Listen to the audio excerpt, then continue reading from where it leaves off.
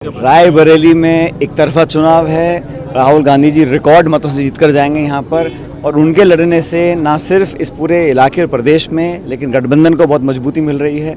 और मैं मानता हूँ कि रायबरेली के लोग यहाँ पर मन बना के बैठे हुए हैं, क्योंकि पूरे देश की निगाह इस चुनाव पर है और भारतीय जनता पार्टी पूरी ताकत लगा रही है, सब संसाधन लगा रहे हैं और खूब सत्ता का दुरुपयोग हो रहा है। जो इंजन है ना दोनों सिंगल डबल, वो सब लगे हैं यहाँ पर, लेकिन कोई काम नहीं आ रहा है। कोई लोग मन बना चुके हैं और ये जाति धर्म बिरादरी से ऊपर उठ गया चुनाव।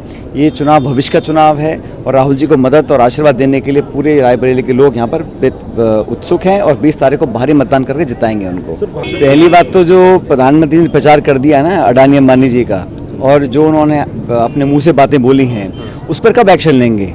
उन्होंने जो बोला कि काला धन टेम्पो में जा रहा है और पार्टी को मिल रहा है, तो जब वो खुद ही इस बात को एक्सेप्ट कर रहे हैं तो उन पर जांच करानी चाहिए। उनको किस बात का इंतजार कर रहे हैं। और इतनी बड़ी बात बोली है, एक पब्लिक मंच से बोली है, इसका भी खुलासा होना चाहिए कि वो कहना क्या चाह रहे थे, जांच कौन करेगा, कब तक उसका पता पड़ेगा।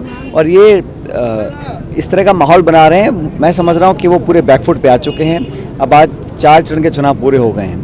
लगातार कांग्रेस और इंडिया अलायंस के जो हमारे कैंडिडेट्स हैं वो बढ़त बनाए हुए हैं, उनको मालूम है पिछड़ रहे हैं, इसलिए ध्यान डाइवर्ट करने के लिए नाना प्रकार की बातें बोली जा रही हैं। लेकिन हमारा जो गठबंधन है बहुत मजबूती से आगे बढ़ रहा है और जितनी जल्दी जमीन खिसक रही है भाजपा की, उनको उम्मीद नहीं थी।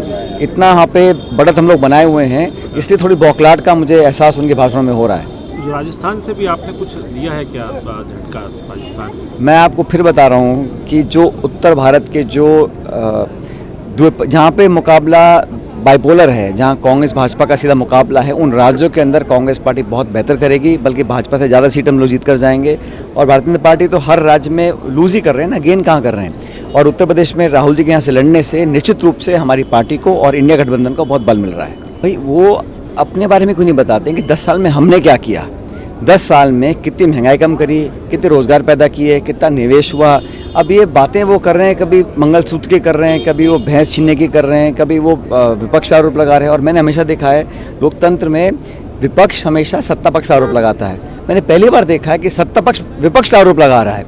और किस बात के आरोप हैं? बेबुनियाद, कोई सर पैर नहीं है, लेकिन बस माहौल खड़ा करने के लिए बातें बोली जा रही हैं। मंच पे आपको 10 साल का अपना रिपोर्ट कार्ड दिखानी चाहिए अपना, कि हमने ये काम किया, हमने किसान की आमदनी दुगनी करी कि नहीं करी, हमने 2 करोड़ रोजगार दिए कि नहीं दिए। उस पर चर्चा तो करते नहीं हैं। चीन हमारी सीमाओं में कैसे घुस रहा है, उस पर कोई जवाब देते नहीं हैं। वो तो कभी राहुल जी पे अटैक करना है, कभी परिवार पे अटैक करना है।